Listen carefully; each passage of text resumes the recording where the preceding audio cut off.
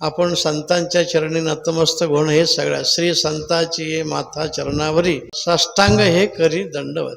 साष्टांग याचा अर्थ असा आहे, आता नमस्काराचे बरेच प्रकार असतात.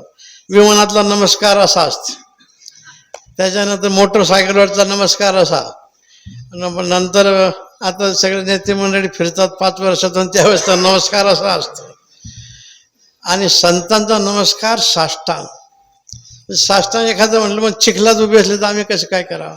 साष्टांग सगळ्यांना नाही घालता आलं तरी चालतं. साष्टांगचा अर्थ असा आहे, तुका म्हणे हरी आणि काही उरुनेदी उरी.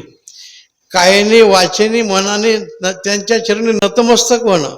नाही तर बरेच माणसं साष्टांग दंडवत घालतात आणि ज्यांना दंडवत घातला त्यांचे पाय ओढून पाडतात. मग ते दंडवत घालायचं काय?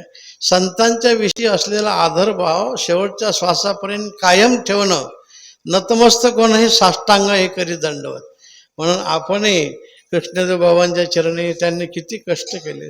लहान विद्यार्थ्याचं जरी कीर्तन असलं तरी बाबा पुढं बसायचे कीर्तनाला, कंटाळा नव्हता त्यांना, म्हणजे सगळं कीर्तन.